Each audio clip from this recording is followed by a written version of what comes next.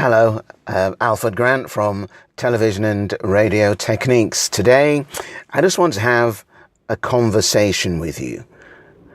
So this could roll and flow and go all over the place, to be quite honest, but there's something I think that you need to know. And if you desire to be a memorable media spokesperson, then there's a little disease that I had many years ago that I want to make sure that we root out of your life, because this disease will sneak up on you. It will rob you of your deepest beliefs, and it will prevent you from being who you truly are when you're speaking on the media. It will stop you from actually seeking out opportunities to meet a journalist and tell your brand story in the best way possible. I'll tell you what that disease is in just a moment. But let me tell you that next week, you'll be hearing 4 critical qualities that any person must have to be a standout media communicator. 4 critical qualities, and we'll talk about those next week. Why are we doing that? Because no one in this sphere who helps communicate and helps develop media spokespeople is talking about this stuff. And you're not going to find this on Google, but you're going to find it here on this channel. So back to that horrid disease. And it's a disease that I didn't even know that I had until I stepped forward and thought, do you know what? Let me become a radio presenter. And that's when the disease surfaced and reared its ugly head. Let me put you out of your misery. The disease is lack of confidence. You see, inside, I'm this shy, introverted character. At a party, I'm not the guy up front. I'm the guy in the corner. I'm not even drinking. If there's music, I'll dance. But apart from that, no, I'm the guy who's going to be quiet, because that's who I am.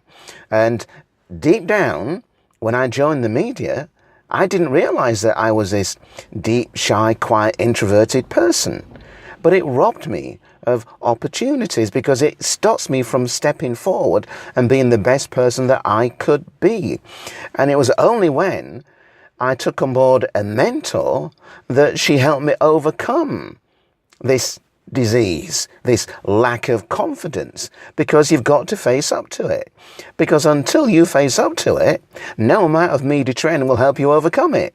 And until you can look in the camera and say, this is who I am, and this is how I'm going to beat it, and then you start to beat it, then you can sit down with a journalist and feel good about yourself, because you're not trying to be something that you're not. In fact, if you haven't read Dean Graziosi's book, Millionaire Success Secrets, the first 4 chapters in there talks about how to overcome this disease that's lurking away in the back of our minds. But once you can lance it and get rid of it, it will change you.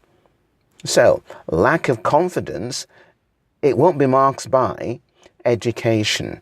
That won't help you deal with it. What you've got to have is deep down unshakable faith in who you are.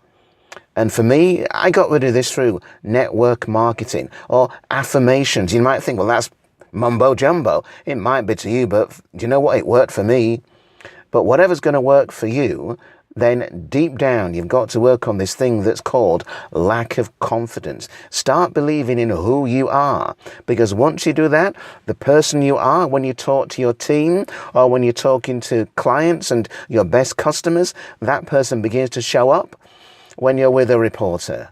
And when that person begins to show up when you're with that reporter, now the real you, the real authentic you is on display.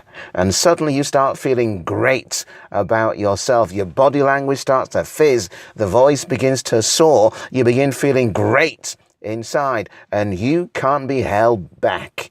But only when you start to get rid of that disease called lack of confidence. First step towards doing that, recognizing the 4 qualities every spokesperson must have.